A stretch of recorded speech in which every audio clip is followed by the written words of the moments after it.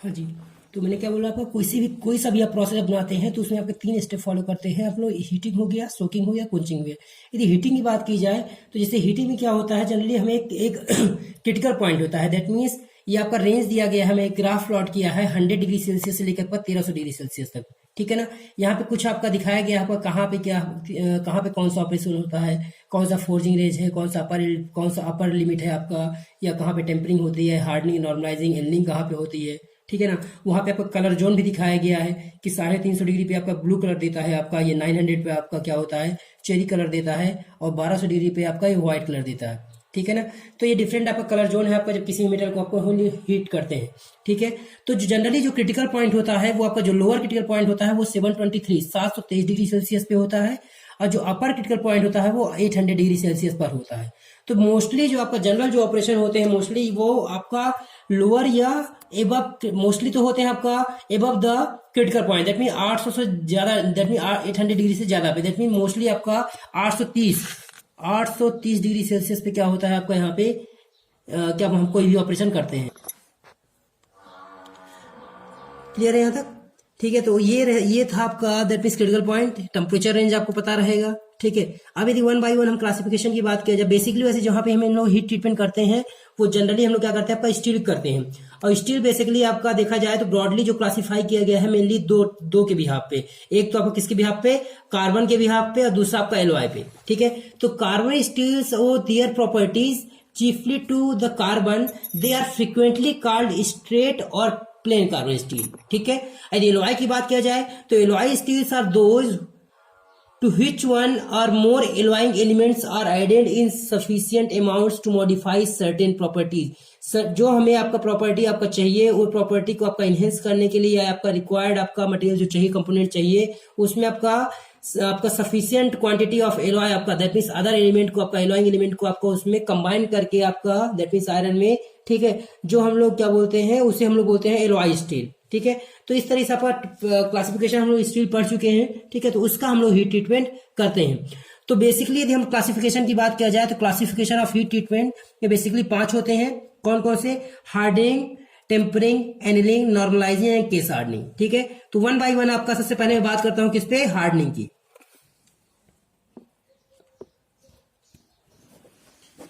यहाँ पे आप देखेंगे हार्डनिंग के लिए जो मेन आपका देखो क्या होता है कि इसमें कितने डिग्री पे आपका टेम्परेचर रहता है, ठीक है। 3 स्टेप होते हैं ना, हीटिंग, सोकिंग एंड क्वेंचिंग, ठीक है। तो कितने डिग्री पे आप हीट कर रहे हैं और किस मीडियम से क्वेंच कर रहे हैं और कितनी देर तक उसे ठंडा कर रहे हैं, कितनी देर तक होल्ड कर रहे हैं, ठीक है। तो क्या होता है हार्डनिंग में, क्या होगा, जिस मटेरियल को आपका हार्ड करना है तो उसके लिए क्या करना पड़ेगा, हम उसको above the critical point, that means 830 degree Celsius से उसको हीट करते हैं, आपका हीटअप करते हैं। और हीट करने के बाद क्या करते हैं, उसको तुरंत विदाउट टाइम वेस्ट, कोई तुरंत के तुरंत क्या करते हैं, हम इसको वाटर कूल्ड करते हैं, उसको तुरंत आपका वाटर में हम लोग इसको डिप करते हैं, ठीक है। तो इससे क्या होता है आपका, तो जो भी आपका उसमें विदाउट सोकिंग टाइम, बिना सोकिंग टाइम दिए उसको तुरंत हम लोग क्या करते हैं, आपका वाटर में डिप करते हैं या क्वेंच करते हैं। तो हम लोग सोकिंग टाइम क्यों नहीं देते कि जो भी आपका कार्बन है उसमें वो उसी में बना रह जाए, उसी के अंदर वो आपका पेनिट्रेट कर जाए, ताकि उसकी क्या हो, ऑब्वियस सी बात है कार्बन उसी में रहेगा तो कार्बन परसेंटेज आपका ज्यादा रहेगा। जब कार्बन परसेंटेज ज्यादा रहेगा तो मटेरियल क्या होगा आपका, उसका ज्यादा हार्ड रहेगा, ठीक है। तो ये होती है आपका हार्डनिंग, इसे अब आप बोलते हैं आपका हार्डनिंग। सेकेंड ये था आपका फर्स्ट। सेकेंड आता है आपका टेम्परिंग। टेम्परिंग के बारे में बात किया जाए तो जब हम किसी भी मटेरियल की आपका हार्डनिंग करते हैं जैसे मान लीजिए कोई कंपोनेंट था हमने, ठीक है ना, इसको हमने हीट प्रोवाइड किया, हीट करने के बाद क्या किया, इसको हमने तुरंत के तुरंत उसको हमने क्या किया, वाटर में डिप किया। वाटर में डिप करने से आपका क्या मटेरियल हो गया, आपका मटेरियल हार्ड हो गया, ठीक है। और हार्ड होने के कारण क्या होता है, किसी मटेरियल में आपका ब्रिटलनेस की प्रॉपर्टी इंक्रीज कर, दैट मीन्स मटेरियल भंगुर हो जाता है, ठीक है। तो ब्रिटलनेस की प्रॉपर्टी इसमें इंक्रीज हो जाती है, जिससे क्या होता है, जो शार्प एजेस होते हैं आपका यहाँ से ये टूटने लगते हैं, ठीक है ना। तो इनको आपका ये वियर एंड टियर को आपका रोकने के लिए, ठीक है ना, वियर एंड टियर को रोकने के लिए क्या करते हैं हम लोग, इसमें हम लोग टेम्परिंग करते हैं, ठीक है ना। तो tempering is the process of reheating hardened और normalise steel to some temperature below the lower critical point. The rate of cooling is immaterial except for some steels that are susceptible to temper brittleness. That means क्या कहना चाह रहा हूं मैं कि इसमें क्या करते हैं हम लोग, कोई भी पहले से आपका हार्डेंड मटेरियल है, ठीक है ना, उसमें आपका दैट मीन्स उसको ये पर्टिकुलर यहाँ पे इन पोर्शन को आपका क्या करते हैं, इसको टेम्परिंग करते हैं। और टेम्परिंग के लिए प्रोसेस क्या है, आपको इसको जनरली हम लोग क्या बोलते हैं 830 बोल देते हैं, ठीक है ना। बट आपका इसमें जो आपका जनरली जो आपका टेम्परेचर होता है वो लोअर क्रिटिकल पॉइंट पे हम लोग इसको क्या करते हैं, हीटअप करते हैं। और हीटिंग करने के बाद क्या करेंगे, उसको टेम्परिंग में आपका हीटिंग करने के बाद तब उसको हम लोग क्या करते हैं, हम स्लोली आपका लोअर क्रिटिकल स्लोली आपका कूल करते हैं, ठीक है, धीरे धीरे आपका कूलिंग करेंगे, ठीक है। तो उससे क्या होता है आपका मटेरियल में आपका यहाँ पे ये चीज आपका टेम्परिंग हो जाती है। क्लियर है। अब इसमें भी आपका टेम्परिंग भी दो टाइप की होती है। कौन सी, आपका एक होता है आपका ऑस टेम्परिंग, दूसरा होता है आपका मार टेम्परिंग।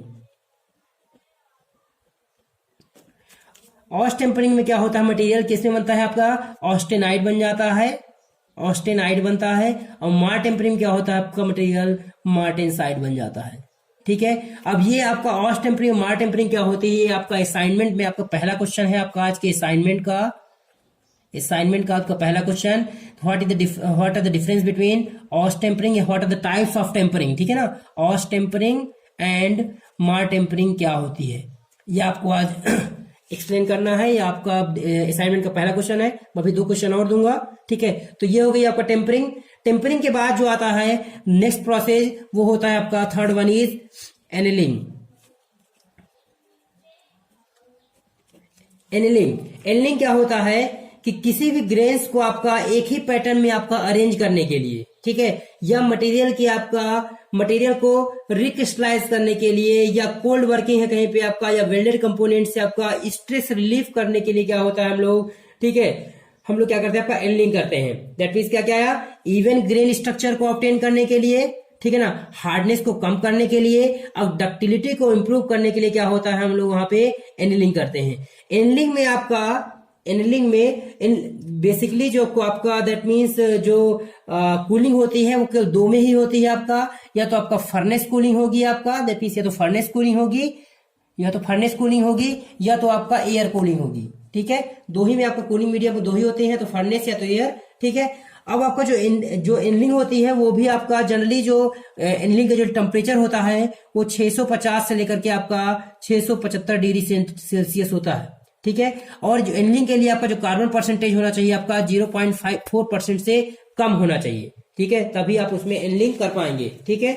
तो ये है आपका एनिलिंग। दैट मीन्स क्या करेंगे, उसको 650 से आपका 675 डिग्री सेल्सियस पे आपका उसको क्या करेंगे, हीटअप करेंगे। दैट मीन्स आपका बिलो द रिक्रिस्टलाइजेशन टेम्परेचर से क्या करेंगे, हीट करेंगे। और हीट करने के बाद उसको थोड़ी देर के लिए आपका उसी फर्नेस में ही आपका उसको होल्ड रखेंगे, that is the soaking time. उसके बाद क्या करते हैं आपका इसको दैट मीन्स या तो आपका फर्नेस में ही कूल करें, या थोड़ी देर बाद आपका फर्नेस में कूल करने के बाद आप इसको एयर कूलिंग कर सकते हैं, ठीक है। अब एनिलिंग भी आपका कितने तरीके की होती है, 3 तरीके की। कौन सी, पहली होती है आपका फुल एनिलिंग,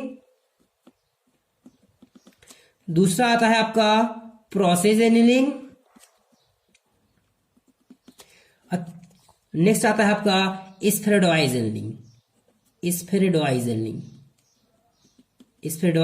एनिलिंग, ठीक है। तो जो आपका जो सेकेंड क्वेश्चन है आपका असाइनमेंट का, that means types of annealing, ठीक है। पहला था क्या आपका टाइप्स ऑफ टेम्परिंग, सेकेंड है आपका टाइप्स ऑफ एनिलिंग, ठीक है, क्लियर है। नेक्स्ट आता है आपका एनिलिंग के बाद आता है आपका नॉर्मलाइजिंग। नेक्स्ट आता है fourth one is normalising. Normalising में क्या होता है, नॉर्मलाइजिंग में जैसे मान लिया कोई सा भी आपका कोई वायर लेते हैं आपका, या कोई बार लिया, या आपने कोई सर्कुलर रॉड लिया, ठीक है, और उसको आप मान लीजिए एल्यूमिनियम का वायर है, मान लीजिए उसको आपने एक बार बेंड कर दिया, ठीक है। बेंड करने के बाद क्या होगा, मान लीजिए ये कोई पेन है या कुछ भी आपको रॉड ले लिया हमने, इसको मान लीजिए बेंड करते हैं। अब बेंड करने के बाद जब आप सीधा करेंगे इसको, फिर से आप सीधा कर दिया और दोबारा से इस पर आप लोड लगाएंगे तो वो मटेरियल आपका वहीं से बेंड होगा। कहने का मतलब ये है कि यदि मान लिया ये आपका मटेरियल है, ठीक है, यदि हम क्या करें, इसको यहां से मैंने एक बार बेंड कर दिया, अब बेंड करने ये आपको कुछ इस तरह से आपका बेंड हो गया। अब बेंड करने के बाद फिर से आप इसको सीधा कर दिया। अब दोबारा जब आप इस पे ट्रांसवर्स लोड लगाओगे, जब दोबारा आप इस पे ट्रांसवर्स लोड लगाएंगे तो जिसपे बेंडिंग जनरेट हो वो यहीं से आपका बेंड हो करेगा, ठीक है ना। ऐसा क्यों होता है? क्योंकि यहाँ पे उसके क्रिस्टल स्ट्रक्चर आपका टूट चुका है, फ्रैक्चर हो चुका है, तो बार बार आपका यहीं से बेंड होगा, ठीक है ना। तो ऐसे इस प्रॉपर्टी को आपका इस ड्रॉबैक को आपका हटाने के लिए क्या करते हैं, आपको इसको नॉर्मलाइजिंग करते हैं। दैट मीन्स फिर से किसी भी मेटल का आपका रिक्रिस्टलाइज करने के लिए हम लोग क्या करते हैं, आपका नॉर्मलाइजिंग करते हैं। तो यदि डिफिनीशन की बात करूं मैं नॉर्मलाइजिंग की, तो normalizing is a process in which a steel is heated to a temperature above the critical point या एबव द क्रिटिकल टेम्परेचर या above the recrystallization temperature and then cooled in still air. That means क्या करेंगे हम लोग, इसको क्या करेंगे, that means हम लोग एबव द क्रिटिकल टेम्परेचर इसको हीटअप करेंगे और फिर इसको आपका क्या करेंगे, एयर कूल्ड करते हैं आपका नॉर्मलाइजिंग के लिए। उससे क्या होता है आपका, उससे क्या होता है कि जो आपका ग्रेन साइज था आपका फिर से वो रिफॉर्म कर लेगा, फिर से रिगेन कर लेगा, ठीक है ना। उससे क्रिस्टल स्ट्रक्चर चेंज आएगा, बिल्कुल फ्रेश मटेरियल आपका, उससे उसकी जो प्रॉपर्टी है वो एनहेंस कर जाएगी, ठीक है ना। उसकी डक्टिलिटी हो गई आपका, ये सारी चीज आपका उसमें इंप्रूव कर जाएंगी। क्लियर है? तो ये होता है आपका नॉर्मलाइजिंग, ठीक है। लास्ट है आपका कौन सा, केस हार्डनिंग। लास्ट है केस हार्डनिंग। केस हार्डनिंग में क्या होता है कि मान ली कोई सा भी कंपोनेंट है ना, उसमें आपको हार्डनेस और डक्टिलिटी दोनों की प्रॉपर्टी चाहिए, ठीक है ना। दैट मीन्स कहने का मतलब ये है कि जब किसी आपका मान ली ये जैसे मैं मान लिया ये कोई आपका हैमर लिया, हमने कोई आपका हैमर लिया, उसको पर्टिकुलर किसी डेप्थ तक ही हमें क्या करना है, आपका मटेरियल को हार्ड करना है। तो उसके लिए नाम से लग रहा है केस हार्डनिंग, तो उसे पर्टिकुलर उस डेप्थ तक आपका जो हार्डनिंग करते हैं उससे हम लोग क्या बोलते हैं, केस हार्डनिंग कहते हैं, ठीक है। दैट मीन्स पर्टिकुलर उस पोर्शन को ही क्या करेंगे हम लोग, क्या करेंगे उसमें हीट ट्रीटेड करते हैं। जैसे क्या करते हैं किसमें, टेम्परिंग में क्या करते थे, टेम्परिंग में भी आपका जैसे मान लीजिए यहाँ पे हार्डनिंग करने के बाद क्या ब्रिटलनेस जनरेट हो जाता था, मटेरियल भंगुर हो जाता था।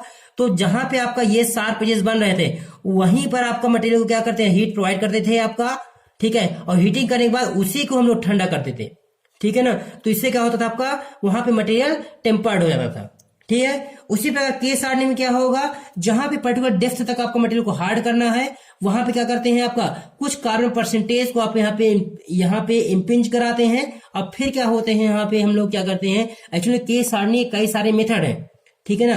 केस हार्डनिंग के 3 मेथड है बेसिकली, ठीक है ना, वो हम लोग डिस्कस करेंगे ना। केस हार्डनिंग में क्या होगा, आपका पर्टिकुलर आपका डेप्थ तक हम लोग क्या करेंगे, आपका मटेरियल को आपका उसकी हार्डनेस को इंक्रीज करना है। दैट मीन्स जिसमें आपका हार्डनेस और टफनेस या डक्टिलिटी दोनों प्रॉपर्टी चाहिए, तो वहां पे हम लोग क्या कहते हैं, आपका केस हार्डनिंग करते हैं। दैट मीन्स कहने वाला क्या है, मान लीजिए किसी पे आपका इसकी हैमरिंग करनी है तो यहाँ पे भी स्ट्रेंथ, दैट मीन्स ये मटेरियल यहाँ पे हार्ड होना चाहिए और वो आपका सडन या इम्पैक्ट लोड को सस्टेन कर सके, इसलिए यहाँ पे क्या होना चाहिए, वो आपका वो टफ भी होना चाहिए, ठीक है। तो जब दोनों मटेरियल आपका दोनों प्रॉपर्टी एक साथ चाहिए होती है तो वहां पर हम लोग क्या करते हैं, आपका केस हार्डनिंग करते हैं। क्लियर है? अब केस हार्डनिंग के लिए आपका बेसिकली 3 मेथड है। वो 3 मेथड कौन कौन से हैं? पहला है आपका कार्बोराइजिंग,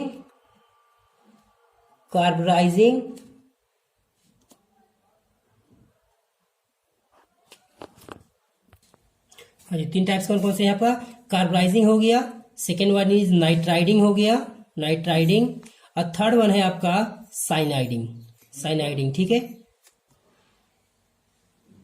CYA साइनाइडिंग, ठीक है। ठीक है, तो आपके पास आज जो असाइनमेंट में पहला क्वेश्चन है आपका, that means types of tempering, that is austempering क्या होता है, मार टेम्परिंग क्या होता है। दूसरा आपको टाइप्स ऑफ एनलिंग, यानी कि आपका प्रोसेस एनलिंग क्या है, आपका फुल एनलिंग क्या है, और स्फेरोइडाइज एनलिंग क्या है, ठीक है। तीसरा है आपका टाइप्स ऑफ हार्डनिंग,